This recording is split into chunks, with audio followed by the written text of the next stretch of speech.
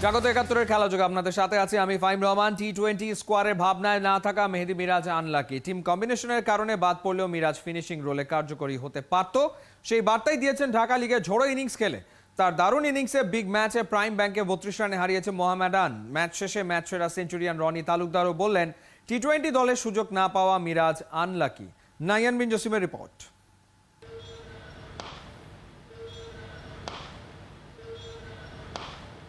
৫০ ওভারই ম্যাচে মেহেদী মিরাজের চোখ ধাঁধানো সব ক্লাসিক্যাল শট টি-20 মেজাজে। ইনিংসের শেষ ওভারের শেষ বলে 50 করলেন ৪ হাঁকিয়ে। মাত্র ২৯ বলে নট আউট, ৫৩ রান, ১৮৩ স্ট্রাইক রেটে।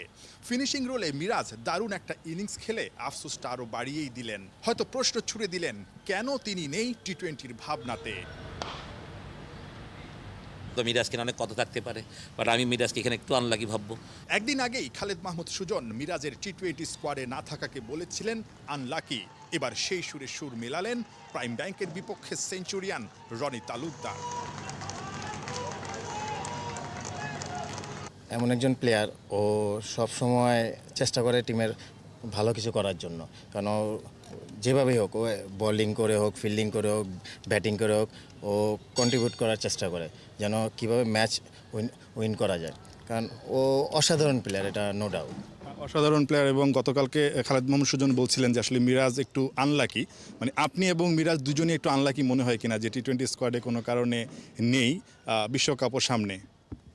তো বললাম না যে আমার বিষয়টা তো আমি আগেই বললাম যে আমার লাস্ট বিপিএলটা খারাপ হওয়ার কারণে মনে হয় আমি এই ক্যাম্পে নাই বা এই টিমে নাই। আর মিরাজেরটা আমি বলবো আনলাকি। মিরাজ আনলাকি তার বড় কারণ হতে পারে শেখ মেহেদী। প্রাইম ব্যাংকের বিপক্ষে শেখ মেহেদীর মাথার উপর দিয়ে ছক্কা হাঁকালেও টি-20 স্কোয়াডে তার কারণেই মিরাজের জায়গা হারানো। তারপরও হয়তো ফিনিশিং রোলে তাকে ভাবা যেত, কিন্তু ভাবা হয়নি, কারণ ওই একটাই, মিরাজ আনলাকি। যদি স্যার এক্সাম্পল কোনো আবার অফ স্পিনারের ইনজুরি হয়, সেখানে হয়তো আবার মেহেদী মিরাজ আছে, he is not included here. He has enough knowledge about T এবং তার কোচ যে সমস্ত দিক নির্দেশনা দিবে, সো সেরকম কিছু দুই একজন হয়তো লেফট ওভার থাকবে।